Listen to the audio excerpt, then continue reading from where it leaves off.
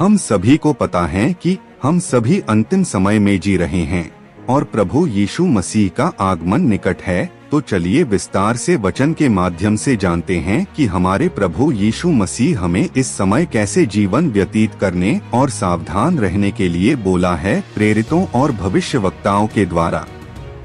Romeo 13 अध्याय का 11 से 14 पद तक। और समय को पहचान कर ऐसा ही करो, इसलिए कि अब तुम्हारे लिए नींद से जाग उठने की घड़ियां पहुंची है, क्योंकि जिस समय हमने विश्वास किया था उस समय के विचार से अब हमारा उद्धार निकट है। रात बहुत बीत गई है और दिन निकलने पर है, इसलिए हम अंधकार के कामों को त्याग कर ज्योति के हथियार बांध लें। जैसा दिन को सोहता है वैसा ही हम सीधी चाल चलें, न कि लीला क्रीड़ा और पियक्कड़पन, न व्यभिचार और लुचपन में, और न झगड़े और डाह में, वरन प्रभु यीशु मसीह को पहन लो और शरीर की अभिलाषाओं को पूरा करने का उपाय न करो। इब्रानियों 10 अध्याय का 35 से 37 पद तक। सो अपना हियाव न छोड़ो, क्योंकि उसका प्रतिफल बड़ा है। क्योंकि तुम्हें धीरज धरना अवश्य है, ताकि परमेश्वर की इच्छा को पूरी करके तुम प्रतिज्ञा का फल पाओ। क्योंकि अब बहुत ही थोड़ा समय रह गया है, जबकि आने वाला आएगा और देर न करेगा। मत्ती 24 अध्याय का 3 से 14 पद तक। और जब वह जैतून पहाड़ पर बैठा था तो चेलों ने अलग उसके पास आकर कहा, हमसे कह कि ये बातें कब होंगी और तेरे आने का और जगत के अंत का क्या चिन्ह होगा। यीशु ने उनको उत्तर दिया, सावधान रहो, कोई तुम्हें न भरमाने पाए, क्योंकि बहुत से ऐसे होंगे जो मेरे नाम से आकर कहेंगे कि मैं मसीह हूँ, और बहुतों को भरमाएंगे। तुम लड़ाइयों और लड़ाइयों की चर्चा सुनोगे, देखो घबरा न जाना, क्योंकि इनका होना अवश्य है, परंतु उस समय अंत न होगा। क्योंकि जाति पर जाति और राज्य पर राज्य चढ़ाई करेगा, और जगह जगह अकाल पड़ेंगे और भूइंडोल होंगे। ये सब बातें पीड़ाओं का आरंभ होंगी। तब वे क्लेश दिलाने के लिए तुम्हें पकड़वाएंगे और तुम्हें मार डालेंगे, और मेरे नाम के कारण सब जातियों के लोग तुमसे बैर रखेंगे।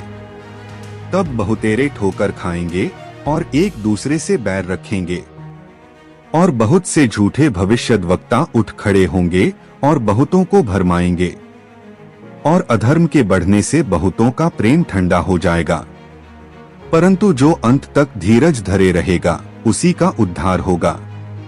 और राज्य का यह सुसमाचार सारे जगत में प्रचार किया जाएगा कि सब जातियों पर गवाही हो, तब अंत आ जाएगा। हमने वचन के माध्यम से देखा कि हमारे प्रभु यीशु मसीह हमें वचन के माध्यम से हजारों साल पहले से ही सचेत कर दिया था, और ठीक उसी प्रकार आज भी बहुत से झूठे भविष्यद्वक्ता उठ खड़े हुए हैं, और एक जाति दूसरे जातियों को सता रही है, अर्थात चढ़ाई कर रही है। और आज हम लड़ाइयों की चर्चा हर एक दिन सुन रहे हैं, जैसे कि रूस और यूक्रेन की लड़ाई, इजराइल गाजा और ईरान के बीच लड़ाई, भारत और पाकिस्तान के बीच लड़ाई। इन सभी घटनाओं के बारे में हमें पहले से अवगत करा दिया गया है हमारे प्रभु यीशु मसीह के द्वारा, और यही अंतिम समय है। तो चलिए आगे बढ़ते हैं। मत्ती 24 अध्याय का 37 पद। जैसे नूह के दिन थे वैसा ही मनुष्य के पुत्र का आना भी होगा। तो चलिए हम वचन के माध्यम से नूह के दिनों को देखते हैं कि उस समय ऐसा क्या हुआ था, और प्रभु के आगमन के संकेतों को उस समय से मिलान करके देखते हैं। उत्पत्ति 6 अध्याय का 11 से 13 पद तक। उस समय पृथ्वी परमेश्वर की दृष्टि में बिगड़ गई थी और उपद्रव से भर गई थी।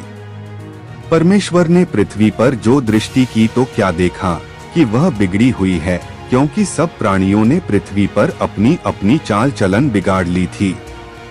परमेश्वर ने नूह से कहा, सब प्राणियों के अंत करने का प्रश्न मेरे सामने आ गया है, क्योंकि उनके कारण पृथ्वी उपद्रव से भर गई है, इसलिए मैं उनको पृथ्वी समेत नाश कर डालूंगा। हमने वचन के माध्यम से देखा कि उस समय पृथ्वी उपद्रव से भर गई थी, तो आखिर ये उपद्रव है क्या? तो चलिए उपद्रव के अर्थों को गहराई से देखते हैं। उत्पात, आकस्मिक बाधा, हलचल, विप्लव, उधम, दंगा फसाद, गड़बड़, झमेला, सार्वजनिक विपदा, अकाल, बाढ़ आदि। ठीक उसी प्रकार मनुष्य इस समय भी अपनी चाल चलन बिगाड़ ली है। अब हम अंतिम वचन और देखते हैं। मत्ती 24 अध्याय का 32 से 33 पद तक। अंजीर के पेड़ से यह दृष्टांत सीखो, जब उसकी डाली को मल हो जाती और पत्ते निकलने लगते हैं, तो तुम जान लेते हो कि ग्रीष्म काल निकट है। इसी रीति से जब तुम इन सब बातों को देखो तो जान लो कि वह निकट है, वरन द्वार ही पर है। हमने वचन के माध्यम से सभी संकेतों और भविष्यवाणियों को देखा और हमारे सामने भी उसी तरह भविष्यवाणी पूरा हो रहा है। ठीक नूह के दिनों के समय और अभी के समय दोनों समानता में चल रहा है। इन सबों समयों को देखते हुए हमें सचेत हो जाना चाहिए कि प्रभु का आगमन अति निकट है और हमारे प्रभु यीशु मसीह के स्वागत के लिए हमेशा तैयार रहना चाहिए और प्रभु के आने तक निर्दोष बने रहे, जिसे हम प्रभु के साथ अनंत जीवन में प्रवेश कर सके। आज के लिए बस इतना ही, फिर मिलेंगे एक और नए वीडियो में। आप सभी को जय मसीह की।